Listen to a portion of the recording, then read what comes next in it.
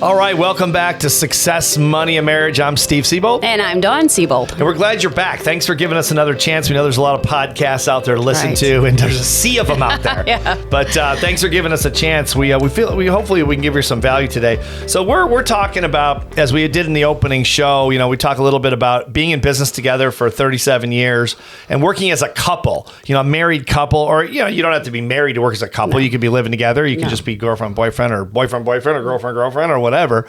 But just being navigating a relationship inside the structure of running a business and building a business and all the things that go along with that. Mm-hmm. So we want to talk a little bit about, we open up with the first show talking a little bit about support or lack thereof. Sometimes when your partner, some partners are better at support than others. And I know you have some very strong feelings about when sometimes when, I wouldn't say it's women, but I think, well, you talk about this. Well, I will. Well, so, Steve has been in the speaking and writing business for 30 years now. Yeah, about. About 30.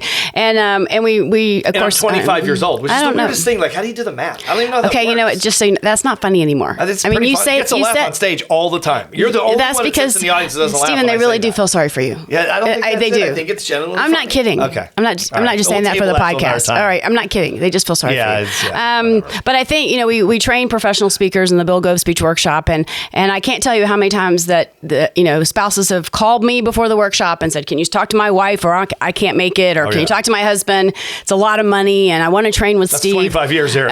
25 years. The Bill Gove is a famous workshop, and they're nervous about coming, and they basically are looking for approval from their spouse, to be able to attend and to spend the money. Yeah. And I do think the number one reason most professional speakers and writers, for that matter, or maybe anyone in business, they don't make it is because of their spouse. And I think the spouse doesn't support them. They don't, give them that feedback. They're not positive when they talk about it. They're not patient when the money doesn't come in. And, in the speaking business, like a lot of businesses, it doesn't come right away. It takes anywhere from 3 to 5 years to really build that momentum to make a full-time living, I would say, if you're lucky, and all the perfect wave happens. But after talking to some of the spouses, they're not all wrong. And I hear this a lot. And when I look at what the effort the one spouse is doing and the support they're supposed to be wanting from the other spouse, a lot of them, I would say 90% of them, Steve, I don't blame them. You don't blame... I don't blame the spouse. So let's just say it's the not giving support. You don't blame them for not supporting. You know what? I don't, because if, you were always a hard worker, so it was easy for me to support what Steve did. I was always a hard worker, so it was easy for you. You never had to ask me to go to work, or you never had to ask me twice, or maybe if I'd forgotten something on my list. But I see a lot of these, and again, I'm just talking about the speaking and writing business because that's what we've been in for so many years. And, the spouse spends $10,000, $15,000, and up to $30,000 in some of our programs. And the spouse is struggling, the one that's supposed to be supporting, they don't have the money, or, the spouse hasn't done anything in the past. They've had no past successes and no record. And now you're going to, bump me for another $30,000 to attend a Steve Siebold program. So when I talk to the unsupportive spouse, they have a good case. My husband has never done anything. He starts stuff he never finishes. We've spent money in other programs. I can't tell you, And so I kind of feel for the wife or the husband that wants to support, but has a difficult time because they've never been proven that the other spouse is actually going to do something. Yeah, no, it's a good point. We do get a fair amount of people that come in that want to be saying, I want to be a speaker. I want to be a writer, speaker, whatever. And then to your point, they don't do the work. Right. And they think this is like a 9-to-5 job, or you're selling, as we always say, aluminum siding at Sears. Right. From Sears, probably update from Sears. Sears is pretty much gone. Yeah, pretty much. But, wherever they sell aluminum siding what would you update? Yeah. What would update Sears? Reagan was president back when I started that reference. Seriously, what would be an update of Sears? Like there's a department store that does Amazon. Yeah, Amazon. Let's go Amazon. That's Amazon, probably be safe. That's what I said the other day in an audience. I said something about, I was on stage somewhere and I said something about, Cadillac being the car of our day. And I said, what would be the car of the day? And someone said Tesla. And I never thought about it. Oh, right. Yeah, right. Of course it'd be right. Tesla. Right. Yeah. But yeah, no, you make a really good point. that it's not a normal job. And being in business for yourself I think you have to really want it. It's almost like, we never had kids, but we always joke about, not joke, but we kind of joke about it. We talk about it and say, when we see people with kids, for years and years we've done this and said in airports, especially traveling around the world, going and they got 4 kids and they're trying to get on that plane. They got the stroller and we're going, oh my god, I don't know how you do it. How do you do it? And we always joke and say you got to really want that. You got to. I mean, you got to want bad, it. And that's the way business is. I think it's either if you don't really, really want it, you're better off getting a job because I think it's a more peaceful life. Right. And I don't mean that like in a condescending way or in a bad way. I mean, I just think it's a better option. Right. But if you really want it, well then, because it's like I heard someone say the other day, I was a comedian who said entrepreneurs sometimes joke about, they'll joke about people with jobs and they'll say, well, they'll make it seem like it's much better to have a business. But then these are people that go from working 9 to 5 to working all the time. Right. Right. So, which is kind of true. You never really turn it off. Right. But we love it. So if you love it, then it's not really so much work. But if you don't love it, forget it. Just get a regular. I mean, if I didn't love doing what I do, I would just get a regular job and do the best I could and just do that. And that would be fine. And you'd have more time on your hands. But let me ask you this. So, I mean, I've never met. We know a lot of couples who have their own businesses because kind of attract what you are, and so we have a lot of friends of ours that have been in business with their spouses for years. And I don't think we have one friend of ours that has a spouse that doesn't support the other spouse that aren't both hard workers.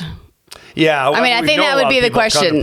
Yeah, I think that would be the question. Yeah. Like if a guy says, "Well, my wife's not supporting me," I'm like, "There's probably a reason." How hard are you working? Yeah. But I mean, of all of our friends that have been in business together over the years, they were both hard workers. It's never been a not supportive,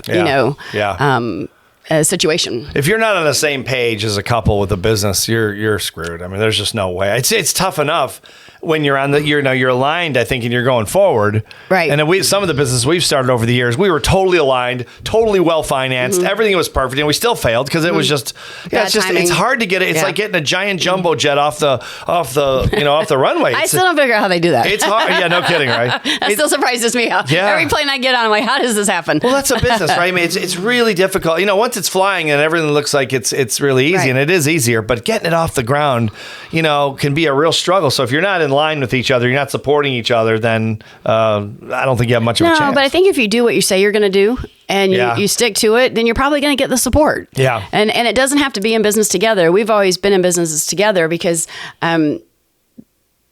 this one over here is not that organized. What do you mean I'm organized?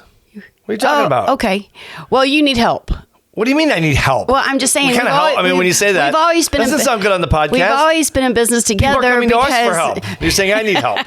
Well, we've had to work together because I can't do what you do and you can't do it. Oh, now you're just trying to soften the blow. Yeah, it's too late. Was that pretty soft? Too late. No, it was no. Okay, it's my very point condescending. Was, no, I'm totally offended. I have a point. You have a point. You have a point. The point is that you don't have to be in business together as spouses to be able to support each other, because we have lots of friends where the wife is a realtor and has her own self-employed business, and the husband is a doctor, so he has a separate business. So we're not saying that the support has to be in the same. That's like my wife. She plays tennis all the time, every day. Do you want to count how much money we've made with me playing tennis?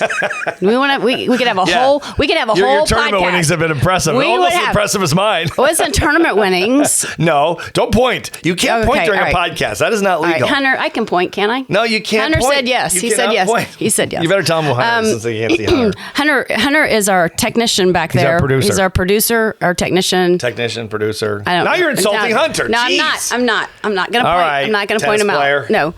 No, but we made a lot of money with me playing tennis. I know. I've heard this. I've heard. Now we're so off the years. subject. It's about support.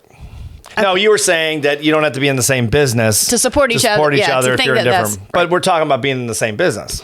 We are. I'm just saying. I think it comes down to if I do what I tell you I'm going to do, and you do what you tell me you're going to do. You're going to get the support. You mean the same part of the business, right? Oh, like you do. Yes, I do a different thing than you do. What is it that you do again? I can't really figure it out. You can fire me right now. Fire me right now, please. I've never been able to figure it out. No, I'm kidding.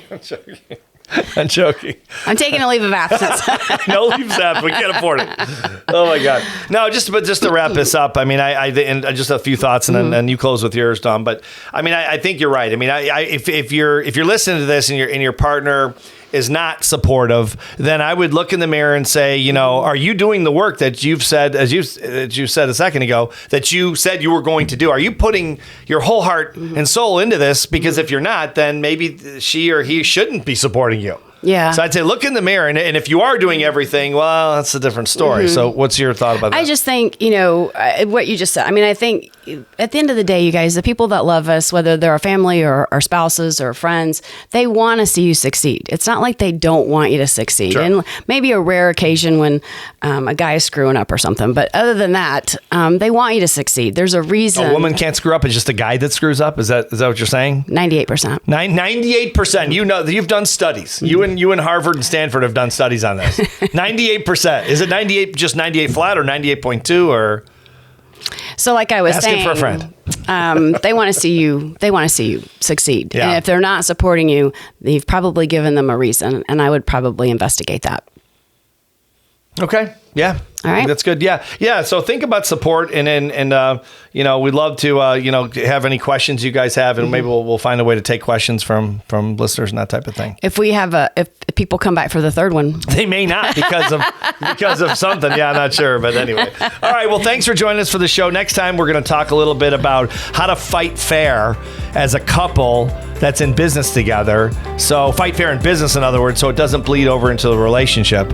And we failed at that a bunch of times. We sure did. Mostly on your side. yes, join us next time. But join us next time. Thanks for listening. Bye-bye.